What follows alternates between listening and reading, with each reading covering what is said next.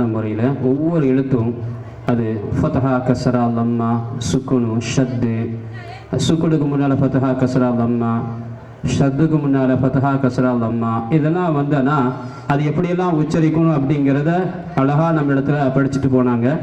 இந்த பயிற்சியை நாமளும் மேற்கொண்டா குர்ஆனில் ஒவ்வொரு எழுத்துக்களையும் அதனுடைய மகரஜின் பிரகாரம் நம்ம அழகாக ஓதலாம். அப்படி தான் நம்முடைய மதரசாவுடைய மாணவர்களுக்கு நம்ம பயிற்சிகளை கொடுத்துட்டு வரோம். அல்லாஹ் தஆலா நம்முடைய மாணவர்கள் மிக சிறப்பான முறையில் மகரஜுடன் குர்ஆனை ஓதுவதற்கு அல்லாஹ் ரஹ்மத் செய்வானாக.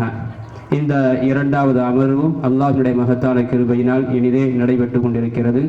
இந்த அமர்விலே கலந்து கொள்வதற்காக வந்திருக்கக்கூடிய அருமையான மாணவர்கள், ஆசிரியர் பெருமக்கள், சகோதர சகோதரிகள், குறிப்பாக தாய்மார்கள், மேடையில் வீட்டிற்கக்கூடிய சான்றோர்கள் அனைவரையும் வருக வருக என அன்போடு வரவேற்பதில் பெரும் மகிழ்ச்சி அடைகின்றேன்.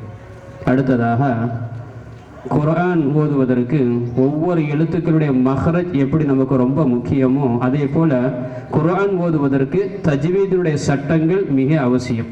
அந்த தஜ்வீதின் பிரகாரம் ஓதுனாதான் அந்த ஓதுதல் சரியான ஓதுதல் அப்படிங்கிறத நமக்கு இமாம்கள் மிக தெளிவாக உணர்த்தி காட்டுவாங்க. அந்த மஹ்ரஜினுடைய அந்த தஜ்வீதினுடைய சட்டங்களை விளக்குவதற்காக அத்தீப் என்ற மாணவரை அழைக்கின்றேன்.